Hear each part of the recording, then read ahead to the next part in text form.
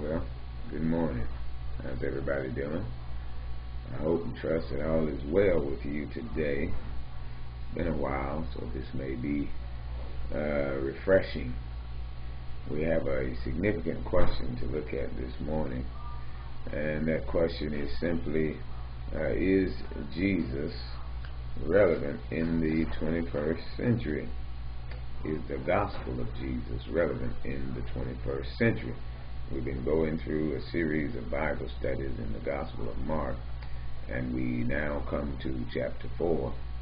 Just to give you a recap, the people of Mark's church were mostly Gentile Christians. They were people who respected authority and power, and so Mark has to establish Jesus as a person of authority and show that by following Jesus, those who are not in power would be empowered by this decision to follow Jesus. So Mark has to lift Jesus up as an authority figure there in Rome, where the church is located, and as someone who has authority over various things that are being questioned in that particular region.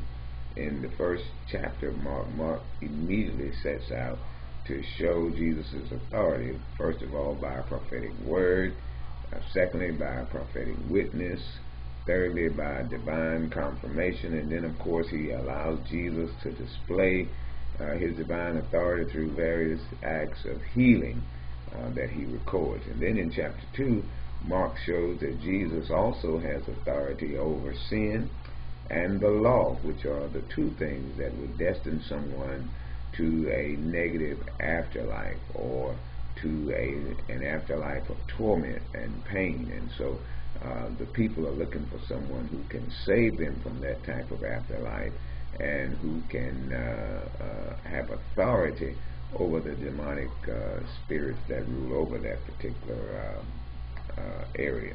And so Jesus, in chapter 2, he forgives sin by healing the paralytic.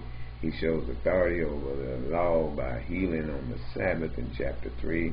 And he demonstrates his excellence as a teacher, beginning here in chapter 2 when he talks about fasting. Then in chapter 3, the people are given a chance to respond to the messages that Mark has already given. So the unclean spirits respond by calling Jesus the Son of God. The scribes and Pharisees call him a lawbreaker.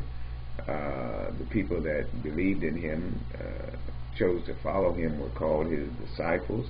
His own family said that he was crazy, out of his mind, trying to protect him from the onslaught of the religious leaders' rage and wrath. And so by trying to say that their son was mentally disturbed in that way, of course, then the scribes and Pharisees and Sadducees would not seek to have him stoned to death as a blasphemer. And then also Jesus, to the teachers and writers, they accuse him as being the devil. They called him Beelzebub. So there were various responses to Mark's gospel, various responses to Jesus in the first century, and the critics, the opposers of Jesus, Jesus had to respond to them. And then first of all, in chapter 3, Jesus responded there by telling them that when they saw the goodness of God being carried out, that they should never call that an act of Satan. That is blasphemy, because that's the work of the Holy Spirit.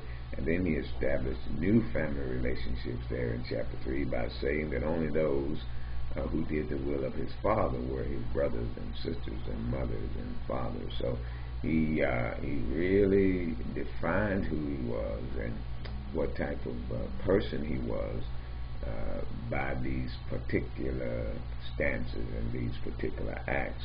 And so Mark is indeed establishing Jesus as a person of authority, as a person that should be respected, and as a person that all of us should emulate. And so today we're going to look at Mark chapter 4, and we're asking, the question is, are the teachings of Jesus still relevant? Is Jesus still relevant in the world today? We will come back back to you in a moment. Take care, and God bless.